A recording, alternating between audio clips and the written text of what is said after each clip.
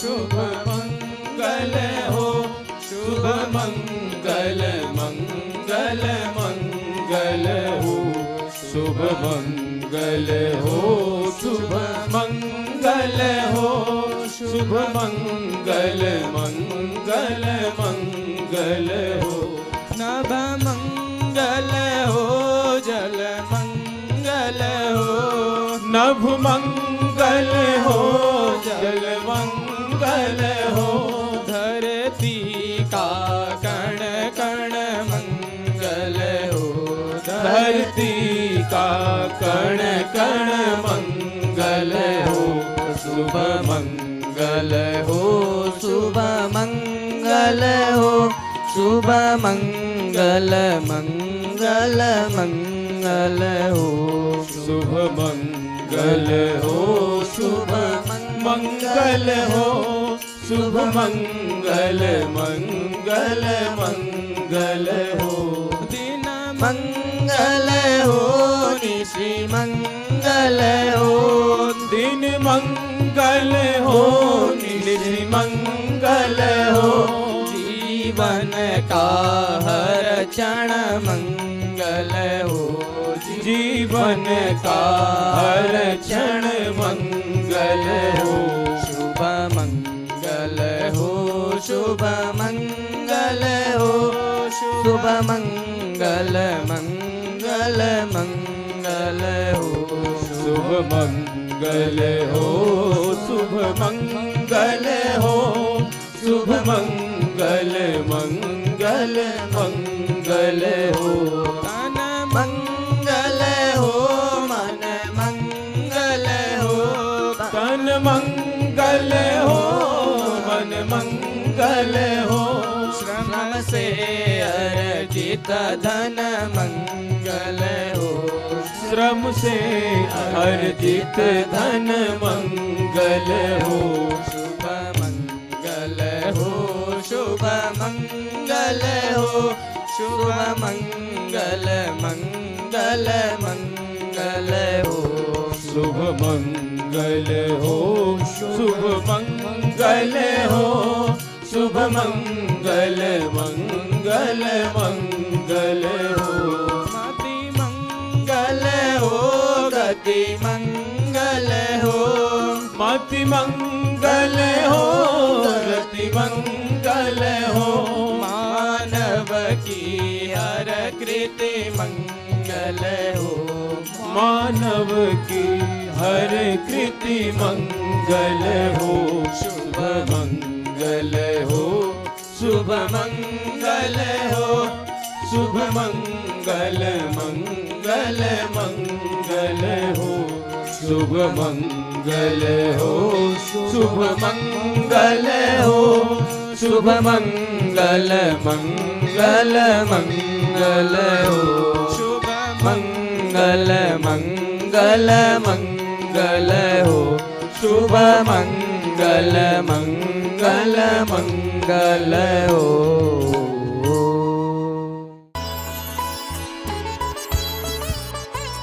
ओम ओम ओम। आज संपूर्ण विश्व में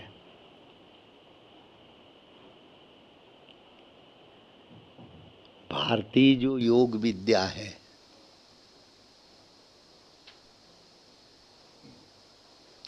इसको संपूर्ण विश्व योग दिवस के रूप में मना रहा है। इसका श्रेय हमारे देश के यशस्वी प्रधानमंत्री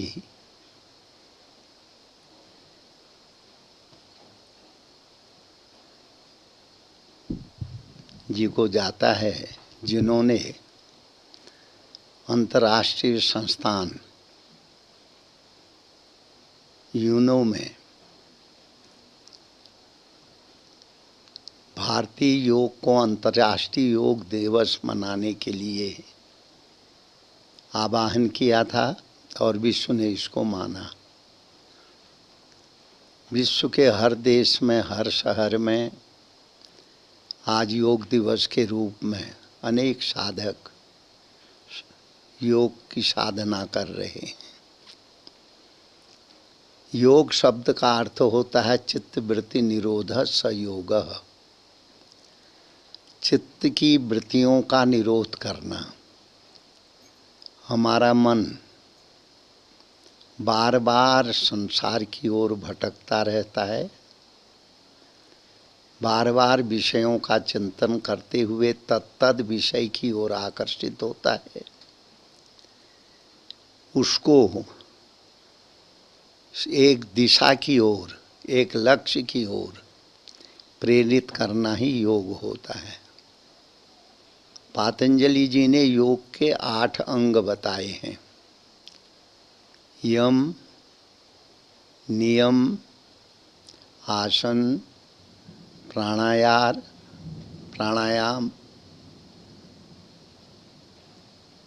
धारणा, ध्यान और समाधि।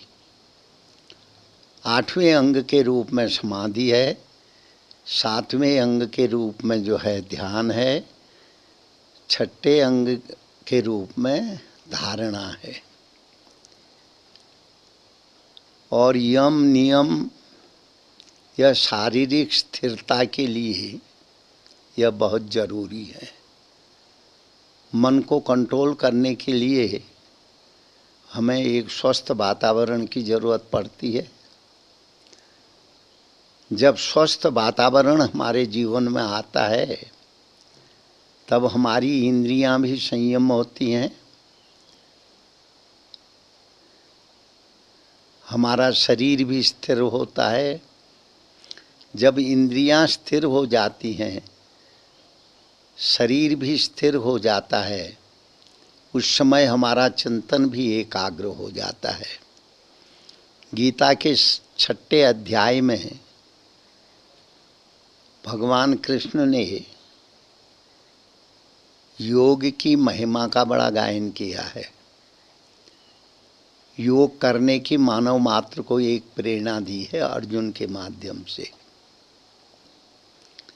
तो योग कैसे करना चाहिए इस विषय में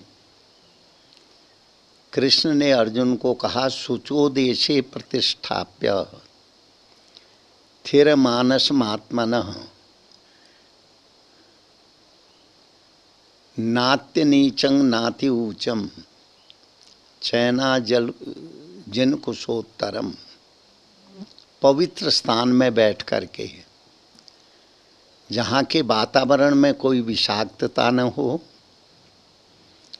जहाँ के वातावरण में अशुद्धि नहीं हो,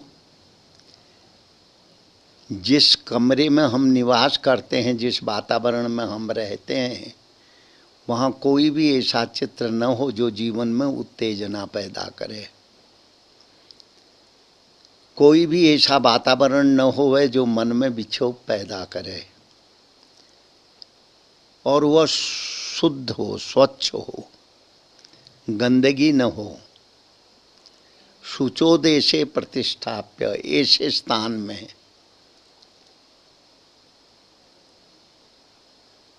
चैलाजिन कुशोत्तरम, नीचे जो है कंबल बिछा करके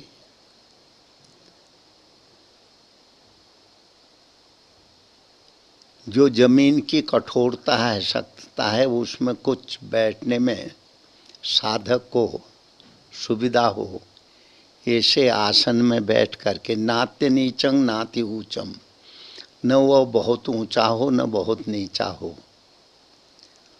और उसके ऊपर मृगचर्म या कुशा उसमें रखा गया हो।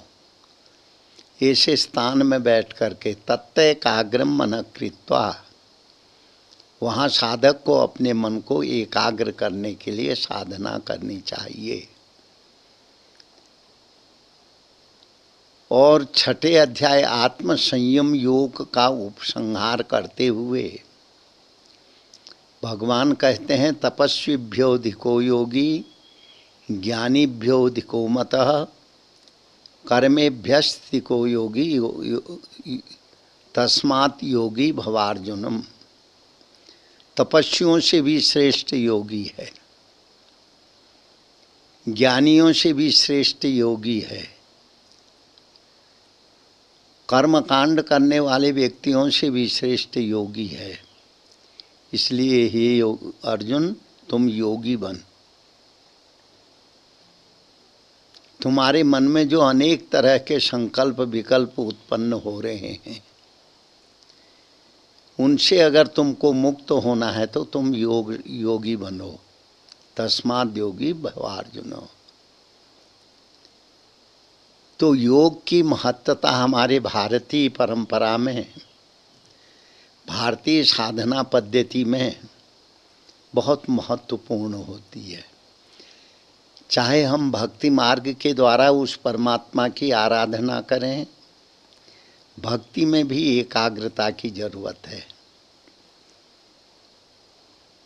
चाहे हम कर्मकांड के माध्यम से भगवान की आराधना करें, कर्मकांड में भी एकाग्रता और शुद्धि की आवश्यकता है।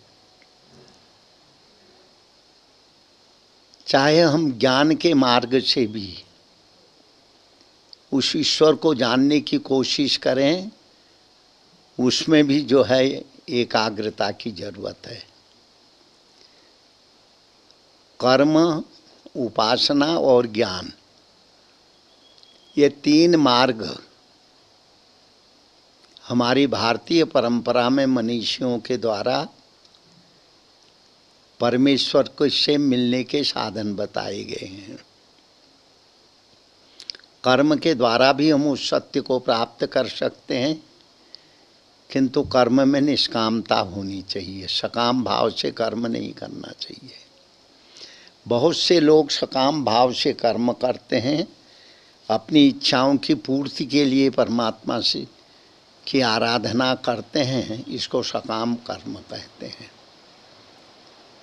कर्म में निष्कामना करना मेरा कर्तव्य है, इस भाव से कर्म करना चाहिए।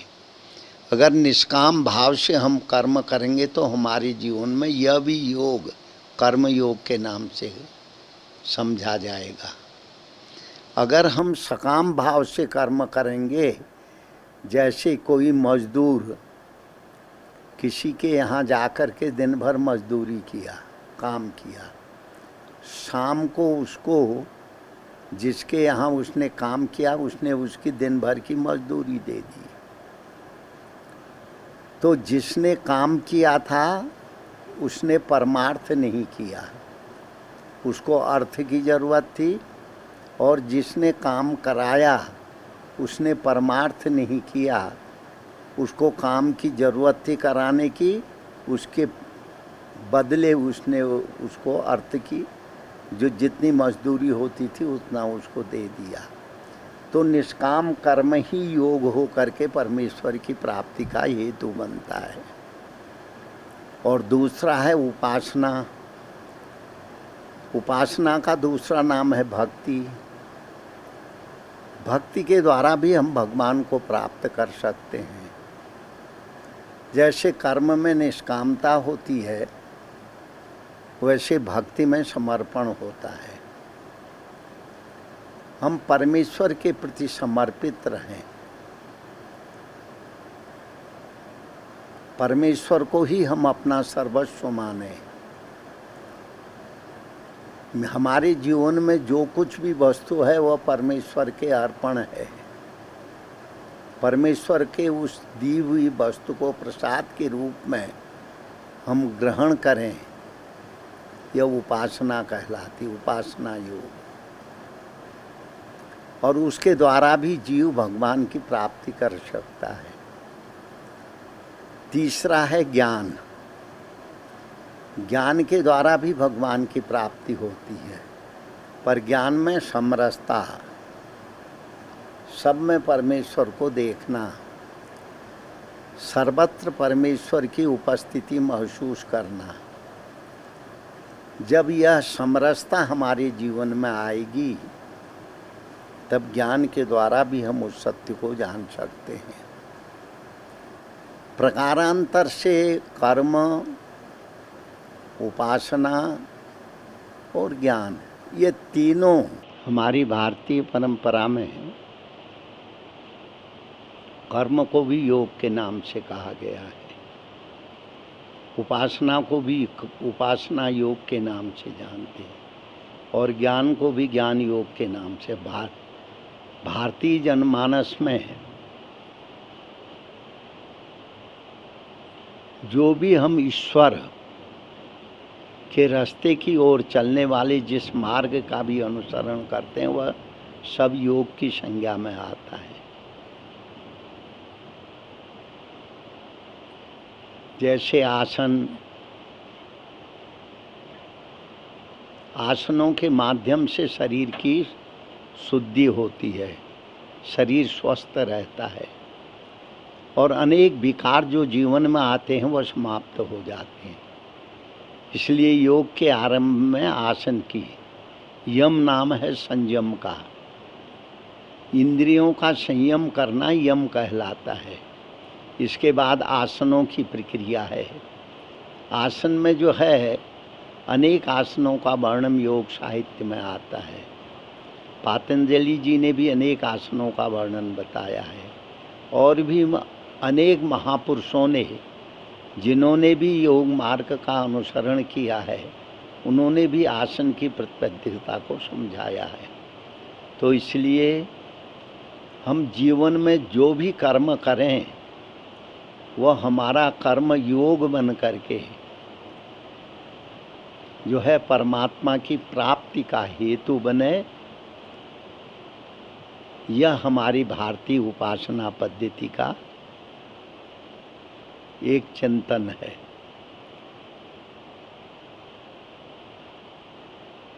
आज हम सब लोग बड़ी प्रसन्नता को महसूस कर रहे हैं। परमेश्वर की प्राप्ति का जो सुगम और सरल मार्ग है योग के द्वारा हम सत्य को जान सकते हैं, सत्य तक पहुंच सकते हैं, सत्य को पहचान सकते हैं। हिमालय की इस पवित्र धरा पर कल्याणिका हिमालय देवस्थान के इस दिव्य सभागार में सुभाति चैनल के माध्यम से अभी हम लोग कुछ चर्चा करने के लिए यहाँ पर उपस्थित हुए हैं। वर्तमान समय के परिक्षेप में आज की जो परिस्थितियाँ हमारे देश में बनी हुई हैं इसमें रामचरित्र का क्या महत्व है। प्रश्न बड़ा सुंदर है, किंतु जो राम का चरित्र है वह देश काल परिस्थितियों से परे है। राम शब्द ही उस वह मर्यादा का द्योतक है जिसने हमारे भारतीय जनमानस को सजाया है, संवारा है। अनंत काल से राम का चरित्र भारतीय जनमानस को अपनी ओर हमेशा आकर्षित किया है। राम का प्राकट्य त्रेता युग की समाप्ति के समय हुआ था।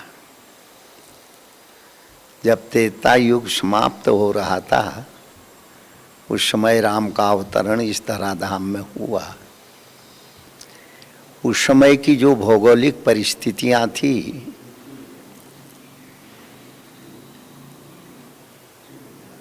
वो एक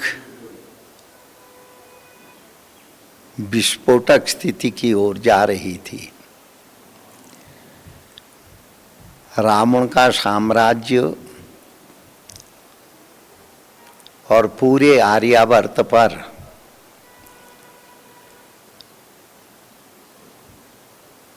रावण की जो चौकियां थी वहाँ पर वो लोग अच्छे कार्यों में विघ्न डाल रहे थे और समाज को हमेशा भयभीत कर रहे थे। विश्वामित्र श्री के महापुरुष जिन्होंने, अगर हम पौराणिक कथाओं के माध्यम से पढ़ते हैं उन्होंने दूसरी सृष्टि भी रची थी।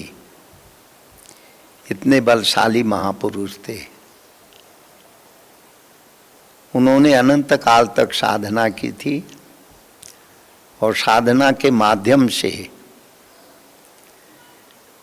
उनको वह शक्तियां प्राप्त हुई थी जो विश्व में किसी के पास भी नहीं थी। किंतु वही विश्वामित्र जब गंगा जी के पावन तट पर अपना आश्रम बना करके निवास कर रहे थे,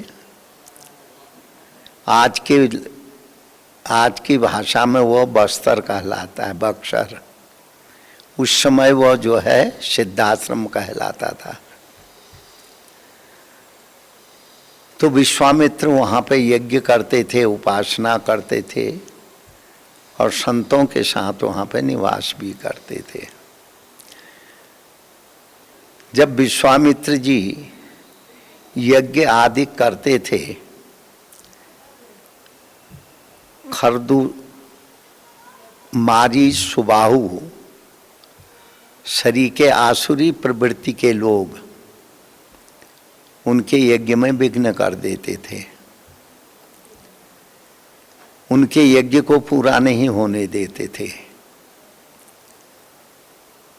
जब वो आहुति देते थे, ऊपर से गंदी वस्तुएं यज्ञ कुंड के ऊपर अदृश्य होकर के वो फेंक देते थे, जिससे यज्ञ अपवित्र हो जाता था, अग्नि बुझ जाती थी। तो मानस की पंक्तियों में गोस्वामी तुलसीदास जी ने इसको बड़ी सुंदर शब्दों में कहा।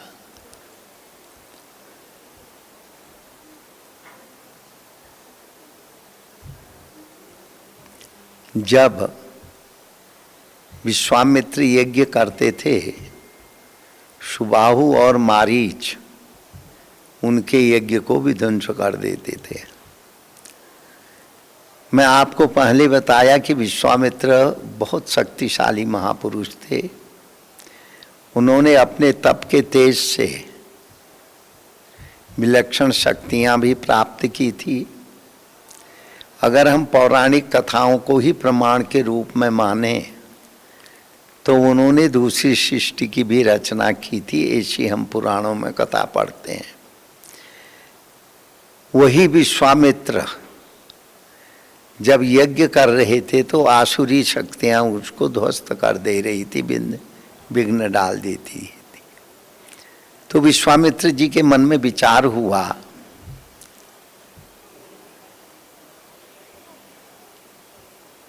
ये असुरों का वध इन तामसी शक्ति वाले लोगों को भगवान के बिना कोई दंडित नहीं कर सकता है। गाधि तनय मन चिंता व्यापी, हरि बिन मरहि न निश्चर पापी। इनको तो परमात्मा ही किसी रूप में आकर के इनका वध कर सकता है। तो महाराजा दशरथ के यहाँ जाते हैं, उनसे पुत्र की राम और लक्ष्मण को मांगते हैं और महाराजा दशरथ उन्हें देते हैं। और राम और लक्ष्मण गुरुकुल से विद्या अध्ययन करके आए ही थे। उसी समय विश्वामित्र राम और लक्ष्मण दोनों को अपने सिद्धाश्रम में यज्ञ की रक्षा के लिए ले जाते हैं। वैसे बाल चरित्र में भी राम का चरित्र बड़ा विलक्षण है। माता पिता के पितृपुत्र का क्या कर्तव्य है, समाज के प्रति शासक का क्या कर्तव्य है, मित्रों के बीच में, सखाओं के बीच में कैसा व्यवहार करना चाहिए, ये भगवान के राम के बालपन के चरित्र से ही ये हमको सीखने को मिलता है। और विश्वामित्र ने मांगा और दशरथ ने दिया और राम और लक्ष्मण विश्वामित्र के साथ वन की ओर चल दिए सिद्धाश्रम में महापुरुषों की सुरक्षा के लिए। इसीलिए हमारे भारतीय परंपराओं में, भारतीय जनमानस में रामो विग्रहवान धर्म कह करके राम के व्यक्तित्व का वर्णन किया गया है। राम साक्षात धर्म के विग्रह हैं। वहां जाकर के उन्होंने विश्वामित्र के यज्ञ की रक्षा की, सुबाहु मारीच को उन्होंने जो है उसको बाण के द्वारा मार दिया, पर सुबाहु को मानस में लिखा है, बिन फर बाण राम ते ही मारा, शत योजन गा सागर पारा। बिना फर का बाण उन्होंने सुबाहु के ऊपर चलाया और 100 योजन की दूरी में समुद्र के किनारे लंका के नजदीक में जाके गिरा। इससे यह पता लगता है राम की व्यापकता, राम का व्यक्तित्व। राम ने सुबाहु को जान से नहीं मारा, पर वहां से उसको हटा दिया और वह जो है लंका समुद्र के बीच में रावण के नजदीक जाकर के गिरा। और इससे भी राम का व्यक्तित्व हमको समझने को मिलता है। और जगह भी उसको भेज सकते थे या मार भी सकते थे, तो इसलिए उन्होंने वहीं क्यों उसको भेजा? क्योंकि रावण का आसुरी साम्राज्य पूरे आर्यावर्त में फैला हुआ था और यह जो सिद्धाश्रम है वहां की चौकी में सुबाहु और मारीच रहते थे। और आगे जो हम लोग राम के चरित्र, राम के व्यक्तित्व के विषय में चर्चा करेंगे, दंडक वन के अंदर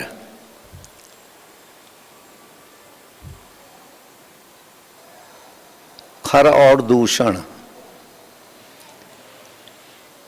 वो बड़ी मजबूत चौकी थी, वहां पे उनको रखा गया था। तो राम ने आसुरी शक्तियों का जो है को समाप्त किया और विश्वामित्र के यज्ञ की रक्षा की और मारीच का वध किया और सुबाहु को बिना फर के बाण से लंका भेज दिया। और इसके माध्यम से हमको यह संकेत मिलता है राम एक युग दृष्टा पुरुष भी थे। राम को आगे होने वाली सब चीजों का पता था और भगवान का अवतरण ही आसुरी शक्तियों को समाप्त करके देवी संपत्ति वालों का राज्य कायम करना था। इसलिए राम ने मारीच को इसलिए नहीं मारा कि वह अवतार के कार्य की पूर्ति के लिए भविष्य में यह बहुत काम आएगा। और जब भगवान ने खरदूषण का वध कर दिया और वनवास में पंचवटी में निवास करते हुए, तो रावण सबसे पहले सुबाहु के पास, मारीच के पास गया। कहते मारीच माया बहुत अधिक जानता था। उससे सोने का हिरण बनने के लिए रावण ने कहा, वह बना। राम उस सोने के हिरण के पीछे भगे, उसको मारने के लिए गए। जब भगवान ने उसके ऊपर बाण चलाया तो वह लक्ष्मण की बोली में बोला, हाँ लक्ष्मण मेरे को बताओ, राम की बोली में, राम की आवाज में बोला। तो सीता जी व्याकुल हो गई। सीता जी ने लक्ष्मण जी को राम की सुरक्षा में भेजा।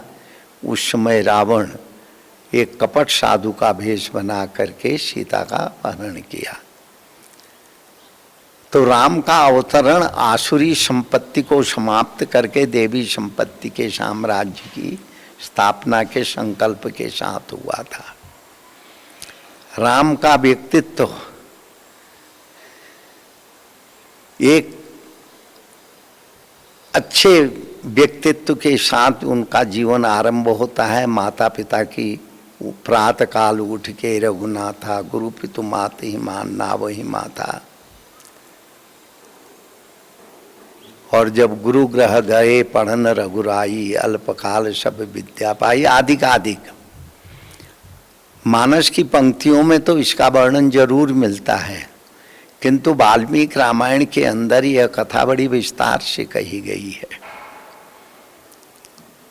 तो वर्तमान समय के अंदर, वर्तमान समय के परिक्षेप में जो आज हमारे देश के अंदर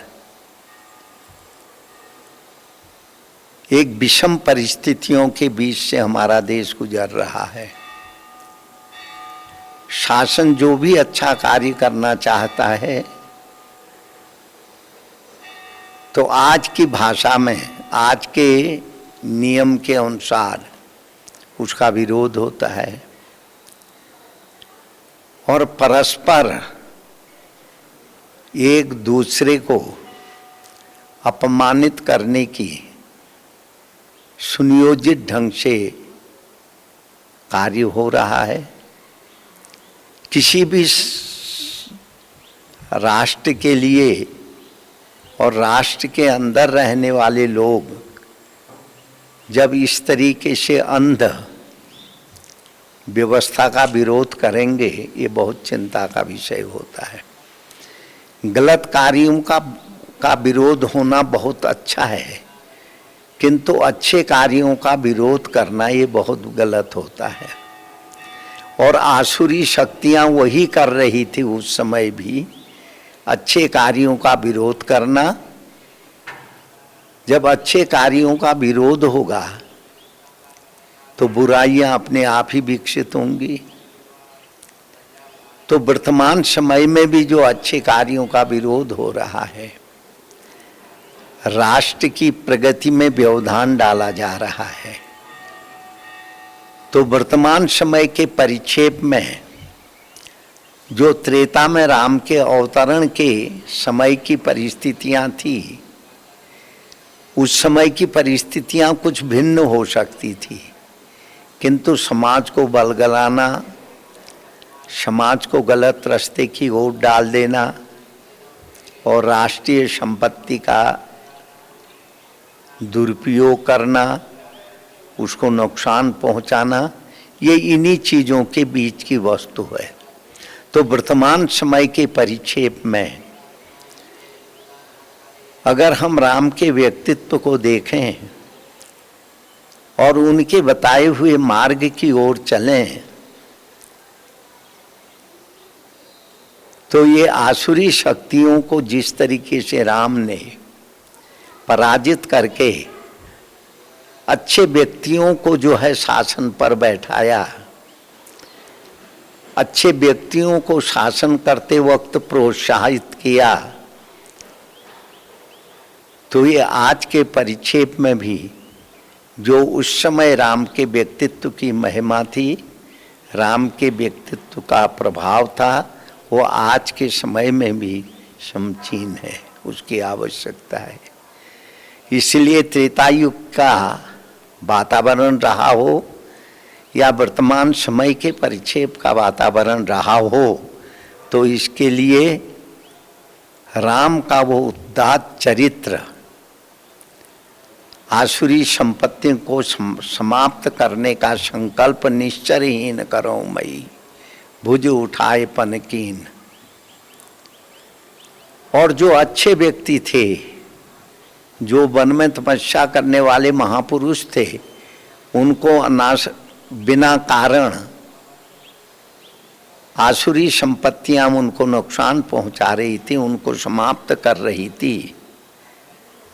तो राम ने उन महापुरुषों के बीच में कहा, क्योंकि जब राम दंडकारण्य की ओर जा रहे थे, रास्ते में ऋषि मुनियों के उनको आश्रम मिले और भयभीत हुए महात्मा लोग जो कंदराओं में, गुफाओं में, अपनी झोपड़ियों में दुबके पड़े थे, छिपे पड़े थे, वो महात्माओं ने जब राम को जाते हुए देखा तो वह सब बाहर आए। तो राम ने उन महात्माओं से पूछा, आप लोग तो भगवान का भजन करते हैं, अहिंसावादी हैं, और आपके आश्रम में जो ये नरकंकाल दिखाई दे रहे हैं, ये क्या कारण है? ये किसके नरकंकाल हैं? तो महात्माओं ने कहा, राम, ये जितने भी कंकाल आपको दिखाई देते हैं ये अच्छे व्यक्तियों के कंकाल हैं, महात्माओं के कंकाल हैं। मुनिवर सकल निशाचर खाए, निरापराध संत जो भगवान का भजन कर रहे थे, साधन कर रहे थे, तप कर रहे थे, यज्ञ कर रहे थे, उनको ऋषियों, ये राक्षसों ने मार दिया और उनको खा गए और उनकी हड्डियां यहाँ पे बखेर दी। तो गोस्वामी तुलसीदास जी ने मानस की पंक्तियों में इसको इस रूप में पेश किया है, सुनत राम लोचन जल छाए। राम के अंदर में करुणा जगी, निरापराध व्यक्ति को वध करना, निरापराध व्यक्तियों को सताना, यह महापाप कहलाता है। तो राम ने वहाँ पे प्रतिज्ञा की, निश्चरहीन करहु मई, भुज उठाए पनकीन, सकल मुनिन के आश्रम, जाए जाए सुख दीन। तो राम ने यह प्रतिज्ञा की कि मैं निश्चरों को, इस दंडकारण्य में विचरण करने वाले निश्चरों को, ये जो आसुरी शक्तियों का नेतृत्व करने वाली आसुरी शक्तियां हैं, उनकी मैं समूल से नाश करूंगा। यह राम की प्रतिज्ञा थी। तो वर्तमान समय के परिक्षेप में भी हमको उस प्रतिज्ञा को राम की याद करना होगा, जो निरापराध जनता को भड़का करके हिंसा की ओर पूरे राष्ट्र को धकेल रहे हैं और राष्ट्र में एक अव्यवस्था का माहौल पैदा करने जा रहे हैं। राम का वह चरित्र, राम का वह व्यक्तित्व इस समय समीचीन है, आवश्यक है। तो हम सब लोग मिलकर के राम के व्यक्तित्व को वर्तमान समय के भी परिक्षेप में उनको पढ़ें, उसका चिंतन करें, उसको अपने जीवन में उतारने की कोशिश करें, क्योंकि उस समय का प्रतिकार की एक विधि अलग थी और वर्तमान समय का यानी प्रतिकार की व्यवस्था अलग है। हम ये नहीं कहते हैं कि उस समय राम ने उनको समाप्त कर दिया, उनको मार दिया, पर वर्तमान समय के अंदर जो ऐसी शक्तियाँ देश में सिर उठा रही हैं, उनको जो है, जो उसके शिकार हो रहे हैं, जो उनके बातों में आकर के वे देश में अव्यवस्था का माहौल पैदा कर रहे हैं, उन लोगों को समझा बुझा करके, राम के व्यक्तित्व को समझा करके उनको अपनी मूल धारा में अच्छे कार्यों के समर्थन की ओर लगाना, यही राम का समीचीन कर्तव्य। सीता का त्याग, सीता जी का पतिव्रत धर्म, सीता का छाया की तरह राम का अनुसरण करना, यह बहुत महत्वपूर्ण कथा के रूप में हम लोग श्रवण करते हैं। साथ ही साथ जो हमारी भारतीय संस्कृति है, भारतीय परंपरा है, और जो पति और पत्नी के संबंध हैं, इसको भी जो है बहुत महत्वपूर्ण रूप स्थान इसमें सीता जी का है। अभी आप महाराज श्री से कथा श्रवण कर रहे थे। सुग्रीव के निर्देशन पर बंदर चारों दिशाओं की ओर प्रवेश करते हैं और उनको समय दिया जाता है कि 1 महीने के अंदर आप लोग सीता मिलें या न मिलें, वह समाचार हमको यहाँ आकर के दोगे। वाल्मीकि रामायण में उसका बड़ा वर्णन है। गोस्वामी तुलसीदास जी ने तो 6 पद में सिर्फ उसका एक संकेत भर किया है। पर वाल्मीकि रामायण में सुग्रीव जब चारों दिशाओं की ओर बंदरों को भेजते हैं तो हर जगह का परिचय देते हैं, कहाँ कहाँ होकर को तुमको जाना है, कैसे कैसे स्थानों के बीच से गुजरना है और कहाँ जाकर के अपनी यात्रा को पूरी करके लौट के आना है। जब भगवान राघवेंद्र राम ने सुग्रीव की ये बातें सुनी और बंदर सेना को चारों तरफ से अन्वेषण के लिए उन्होंने भेज दिया, तो भगवान एकांत में सुग्रीव से पूछते हैं, सुग्रीव जिन स्थानों का तुमने वर्णन किया वो तो बड़े दुर्गम है, वहाँ जाना बड़ा मुश्किल है, तब भी तुम बड़ी, जैसे तुमने देखा हो, तुम गए हो, वैसे स्थानों का तुमने वर्णन किया, इसका जानकारी तुमको कैसे प्राप्त हुई? तो सुग्रीव कहते हैं वाल्मीकि रामायण में कि राम, जब बाली मेरे को मारने के लिए दौड़ा तो मैं भगा वहां से। देखिए, बाली और सुग्रीव 2 भाई हैं। सुग्रीव में चलने की क्षमता बहुत अधिक है और बाली से भी अधिक बल उसके शरीर में है। बाली जो है, सुग्रीव सूर्य के पुत्र हैं और बाली जो है इंद्र का पुत्र है। तो सुग्रीव कहने लगे, राम, जब बाली का मेरे ऊपर अविश्वास हो गया तब वो मेरे को मारने के लिए दौड़ा। जिन जिन स्थानों का मैंने वर्णन किया है उन स्थानों में मैं दौड़ता घूमा, छिपता रहा, पर बाली ने मेरा पीछा नहीं छोड़ा। बड़ी सुंदर कथा है। अगर वाल्मीकि रामायण की कथा को हम विस्तार से पढ़ें,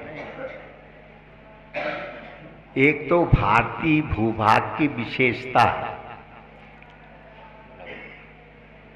और भारतीय संस्कृति की व्यापकता और उन स्थानों में रहने वाले जो भी साधक हों या वहाँ के रहवासी हों, उनके जीवन जीने की बड़े सुंदर शब्दों में उसकी व्याख्या की गई। तो राम पूछते हैं, सुग्रीव तुमने ये सब कहाँ देखा? तुम ऐसे बता रहे थे जैसे कि तुमने वहाँ जाके उसको देखा हो। तो सुग्रीव कहते हैं, प्रभु, जब बाली मेरे वध के लिए मेरे पीछे पड़ा था, मैं आपको बता रहा था कि सुग्रीव बाली से बहुत अधिक बलवान था और सुग्रीव की गति भी बहुत थी, पर बाली के अंदर एक शक्ति थी। अभी आप किष्किंधा गए होंगे, तुंगभद्रा नदी के तट पर विरूपाक्षेश्वर महादेव है, जिसकी आराधना बाली करता था।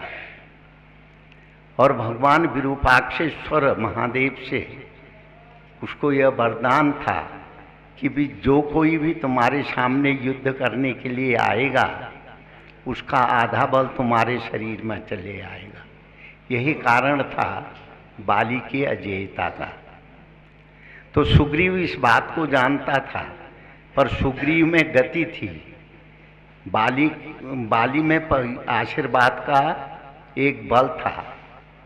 तो चारों दिशाओं में बाली सुग्रीव के पीछे सुग्रीव को मारने के लिए दौड़ता रहा।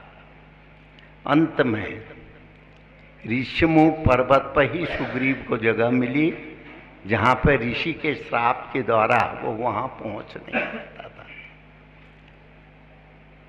तो जब सुग्रीव को ने राम को बताया कि प्रभु, उस समय मैं चारों दिशाओं के अंदर भगा था और जिन जिन स्थानों का मैंने वर्णन किया उन सब स्थानों में छिपता हुआ घूमता रहा, किंतु वाली ने मेरा पीछा नहीं छोड़ा। तो मैंने उन स्थानों को देखा था। सीता अन्वेषण की कथा हमारे सभी धार्मिक ग्रंथों में की गई है, चाहे उत्तर भारत हो, चाहे पश्चिम भारत का हिस्सा हो, चाहे पूरब हो, चाहे दक्षिण हो। सभी महापुरुषों ने रामचरित्र का वर्णन और सीता के अन्वेषण की कथा अपने अपने ढंग से बड़े सुंदर शब्दों में की है। कुछ स्थानों का उसमें मतभेद जरूर है, किंतु चरित्र एक सा है। सीता की खोज जिस तरीके से हुई है वो एक ही तरह का है, और उसमें सीता हनुमान जी की विशेष भूमिकाओं का भी वर्णन आता है। और पूज्य स्वामी जी ने हनुमत कथा के माध्यम से, वैसे हम देखें जब हम महाभारत की कथा पढ़ते हैं उसमें भी हनुमान जी की भूमिका है। जब युद्ध समाप्त हो जाता है, कौरव सब समाप्त हो जाते हैं, भगवान उस रथ को हाँक करके अर्जुन के शिविर के सामने लाते हैं। तो कृष्ण अर्जुन से कहते हैं, अर्जुन तुम इस रथ से उतर जाओ, पहले तुम उतरो। वैसे नियम है शास्त्र के अनुसार, सारथी रथ से उतरता है, इसके बाद रथ ही उतरता है। किंतु आज जो है भगवान कृष्ण कहने लगे, अर्जुन तुम पहले उतरो। तो अर्जुन ने भगवान की आज्ञा को माना और अर्जुन नीचे उतर आए। जब कृष्ण ने रथ को छोड़ दिया, उसी समय अर्जुन के रथ पर जो कपिध्वज था वो अपने आप ही अदृश्य हो गया।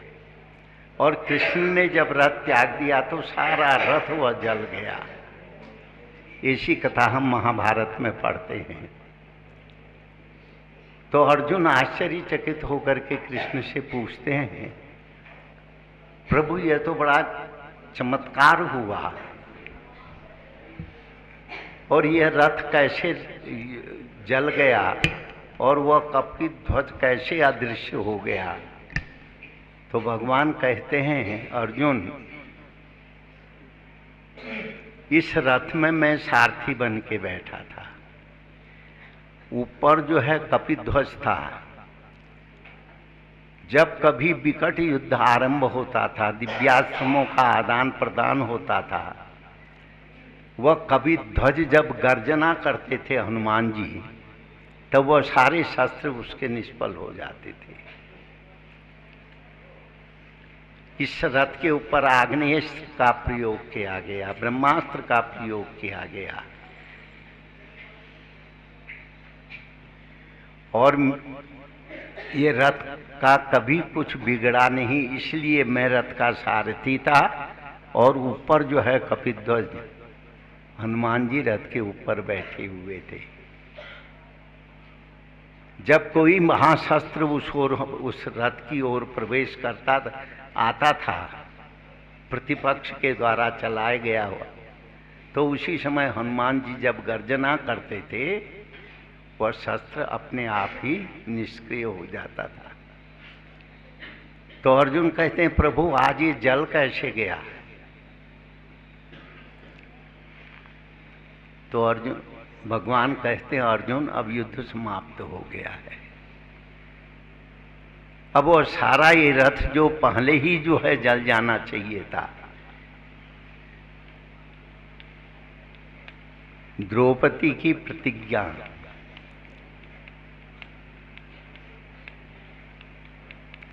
और युधिष्ठिर की सत्यवादिता,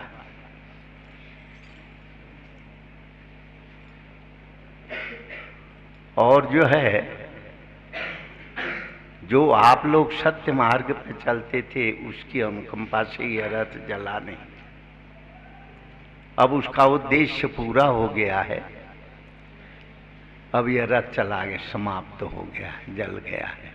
तुम युद्ध में विजयी हुए। तो ये कहानी हम जो है महाभारत के पन्नों में पढ़ते हैं। इसका आशय यह है, राम रावण के युद्ध में ही हनुमान जी की भूमिका नहीं थी, महाभारत के युद्ध में भी हनुमान जी की सबसे बड़ी भूमिका थी।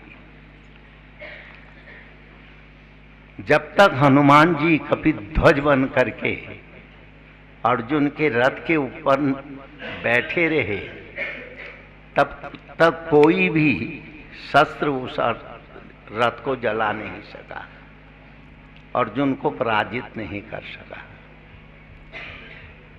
तो वाल्मीकि रामायण में सीतायाम चरितम महत की जो चर्चा की गई है, राम और रावण के युद्ध में सीता के चरित्र की ही महत्वता है। सीता का सतीत्व, सीता का त्याग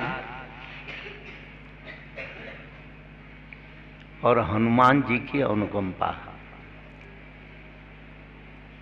इसी से राम और रावण के युद्ध का समापन हुआ। उस युद्ध में राम विजयी हुए।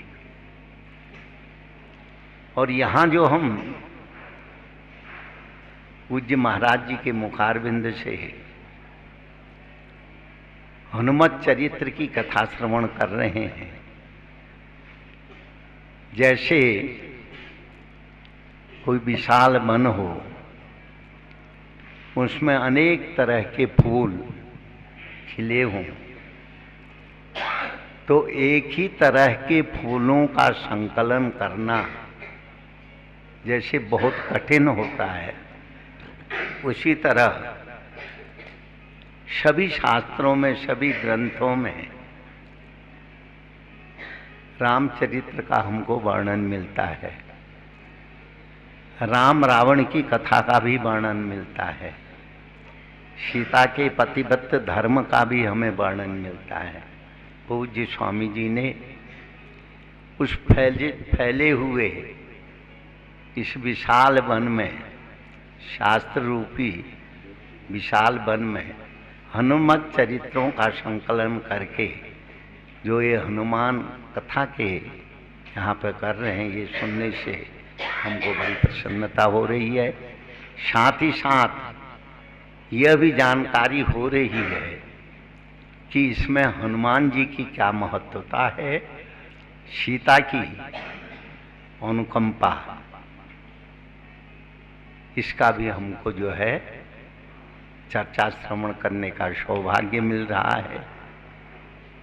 हरि अनंत हरि कथा अनंता के सिद्धांत के अनुसार भगवान की विलक्षण लीलाओं का, उसमें हनुमान जी के चरित्र का जो वर्णन है वो बड़ा महत्वपूर्ण है।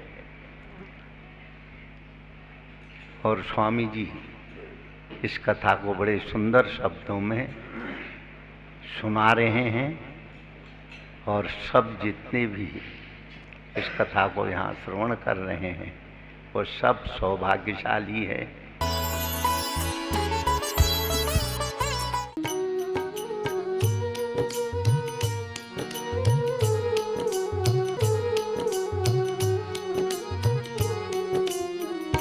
शुभ मंगल हो, शुभ मंगल हो, शुभ मंगल मंगल मंगल हो, शुभ मंगल हो, शुभ मंगल हो, शुभ मंगल मंगल मंगल हो, नभ मंगल हो, जल मंगल हो, नभ मंगल हो, जल मंगल हो, धरती का कण कण मंगल हो, धरती का कण कण मंगल हो, शुभ मंगल हो शुभ मंगल मंगल मंगल हो शुभ मंगल हो शुभ मंगल हो शुभ मंगल मंगल मंगल हो दिन मंगल हो निशि मंगल हो दिन मंगल हो निशि मंगल हो जीवन का हर क्षण मंगल हो जीवन का हर क्षण मंगल हो शुभ मंगल हो शुभ मंगल हो शुभ मंगल मंगल मंगल हो शुभ मंगल हो शुभ मंगल हो शुभ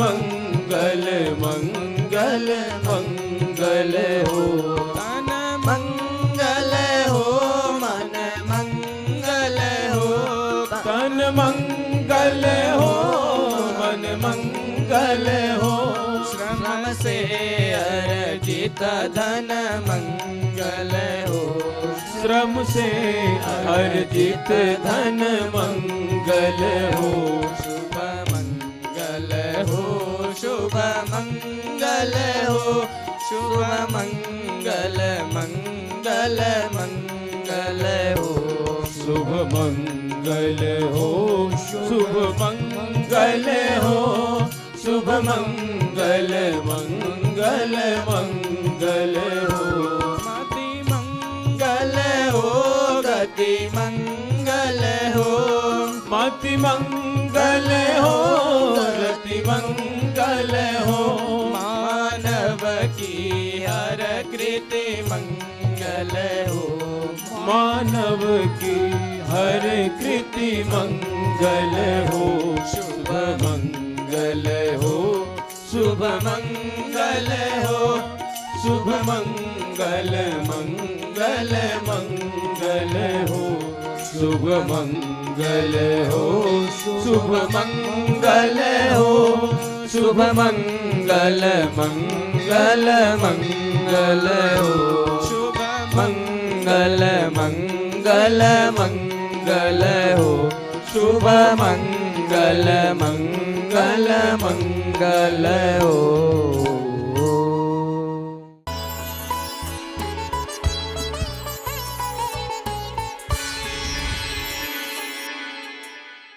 सुभा